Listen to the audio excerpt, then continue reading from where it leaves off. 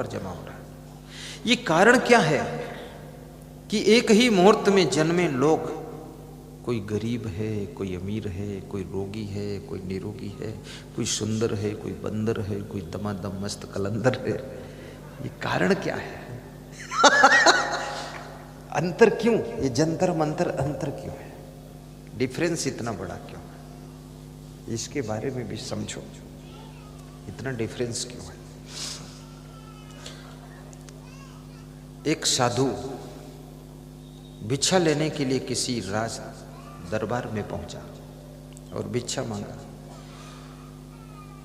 भिक्षा मांगना बुरा नहीं है, भिक्षाम देहि अलख निरंजन।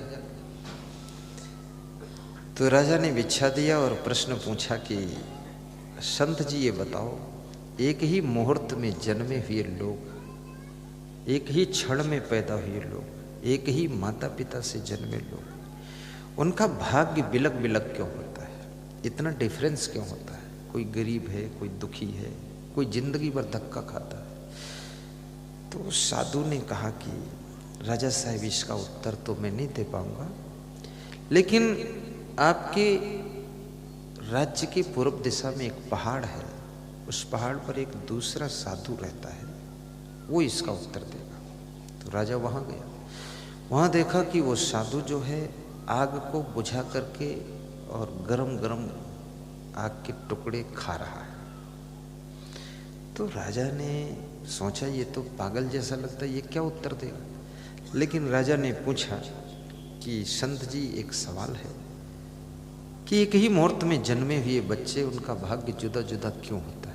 उसने कहा मैं इसका उत्तर नहीं दे सकता हूँ, इसका उत्तर लेने के लिए इससे और ऊंचे एक पहाड़ है, वहाँ एक तीसरे संत जी बैठे, उनसे ले लो। मैं जानता हूँ आपको एक संत जी ने भेजा है मेरे पास, वहाँ जाइए। वहाँ गए तो देखा कि वो संत जो है ऊंचे पहाड़ पर वो अपने शरीर के मांस को नोच कर खा रहा है। तो सोचा ये तो पूरा शैतान लग रहा है, ये काहे का संत है? लेकिन पूछ लेता हूँ। पूछा कि एक ही वक्त में जन्मे हुए आत्माओं का भाग्य जुदा जुदा क्यों होता है?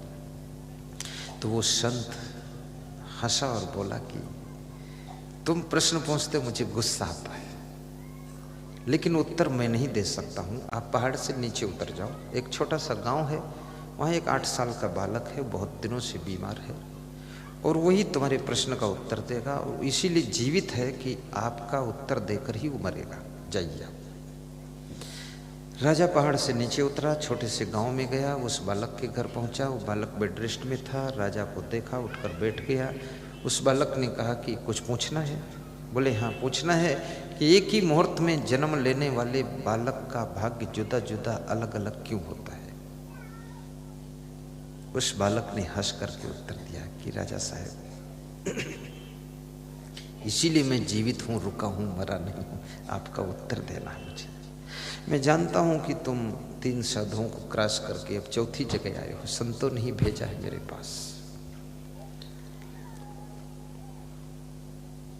एक पूर्व प्राचीन समय में राजा हुआ है, उसके 4 पुत्र थे, चारों राजकुमार जंगल घूमने गए। एक सरोवर के किनारे उन्होंने आटा की बाटी बनाया और खाने के लिए चारों बैठ गए। कहानी सुनाया, और उसी समय एक भूखा व्यक्ति आया और वो बाटी मांगने लगा। तो उसने बाटी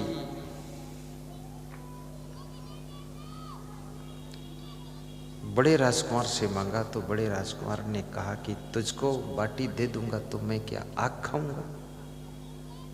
तुझको दे दूंगा, मैं आग खाऊंगा क्या? नहीं दूंगा। दिया नहीं और खा लिया पूरा। दूसरे से राजकुमार से मांगा तो उसने कहा मैं तेरे को खिला दूंगा तो मैं क्या मांस खाऊंगा अपना? और तीसरे से मांगा तो उसने जवाब दिया कि मैं तेरे को बाटी दे दूंगा तो मैं क्या भूखा मरूंगा? और जब चौथे राजकुमार से मांगा तो उसने तुरंत बाटी तोड़कर आधी उस भूखे व्यक्ति को दिया, आधी खुद खाया। ये चारों राजकुमार कोई और नहीं थे।